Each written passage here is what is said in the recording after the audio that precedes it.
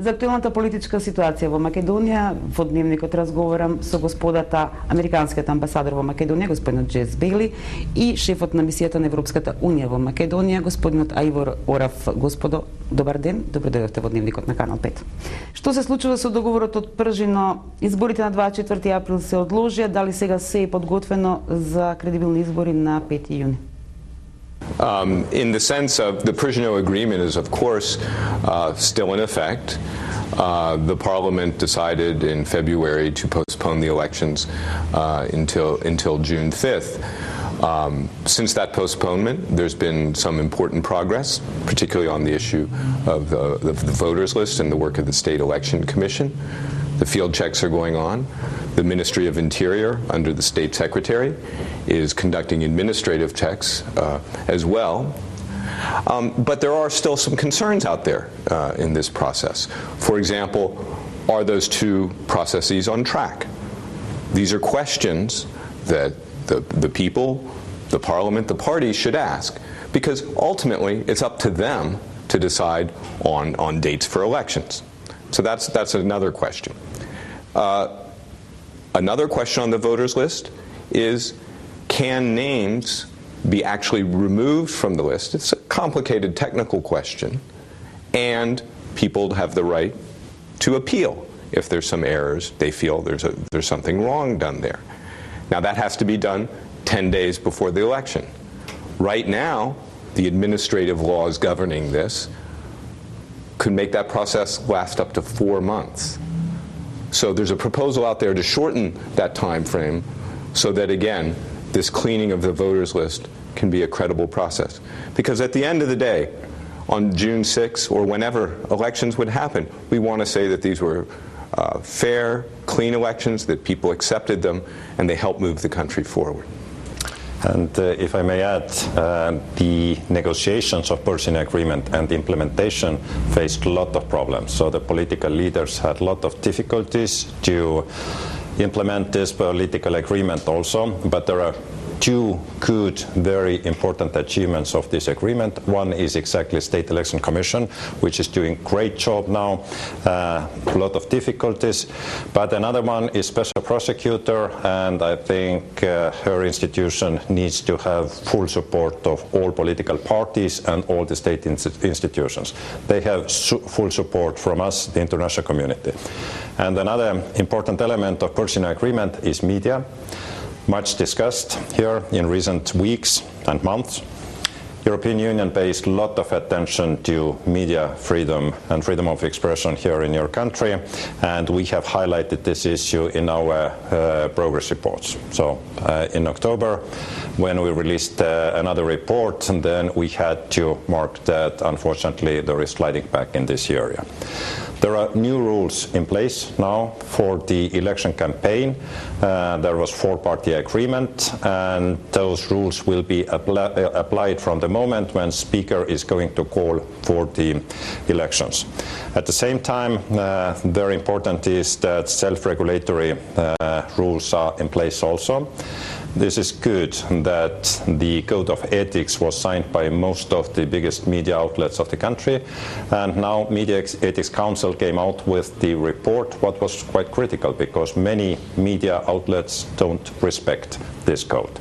So it's important that everybody is starting to respect those self-regulatory elements, and then it creates probably better possibilities for credible elections.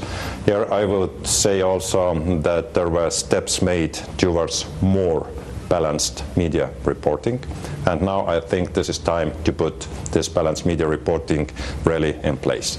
It means, briefly, that all the parties will have possibility to present their ideas in the media, and then those ideas will be debated among the political parties, among the political leaders in media.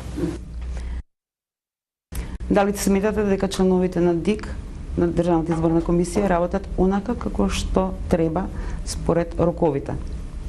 И дали сите членови на ДИК подеднакво се посветени до исполнување на крајната цел? We don't have any reasons to believe that it's different, because all the political parties, as US Ambassador mentioned just now, are committed for the elections, and then we hope that all the institutions, state institutions, are doing their work perfectly as well to prepare credible elections, so that day after the elections the reports will be positive ones, telling that those were credible democratic elections and it's possible to move forward with your country on EU agenda and then hopefully on the agenda of NATO as well. The decision right now, as the law stands, is that it would be the 5th of June. That's the standing decision. It's up for if people want to change that, it's of course possible. What we're saying is, here are our concerns. We're friends of this country. Here are our concerns. There are several days to act on some of these concerns.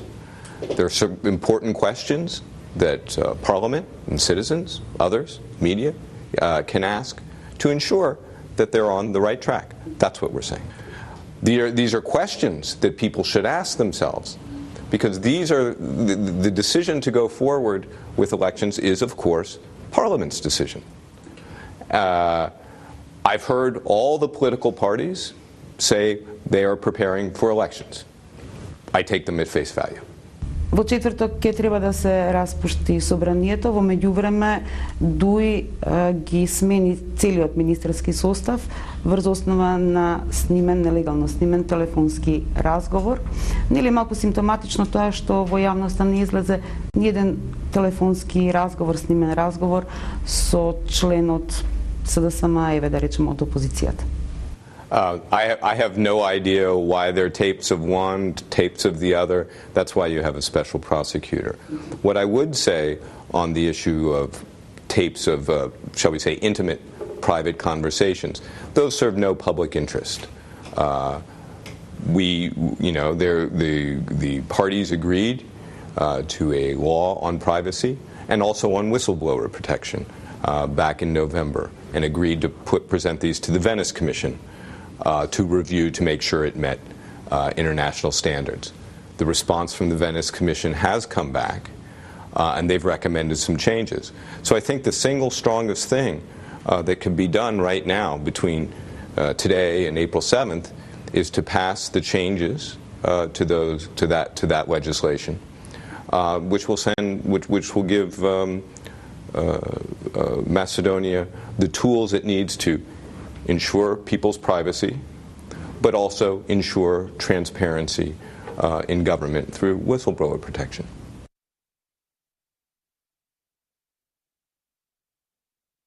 Дали крајната цел на ова сценарио е промена на името Македонија и дали изборите ќе бидат еден вид референдум на граѓаните за името?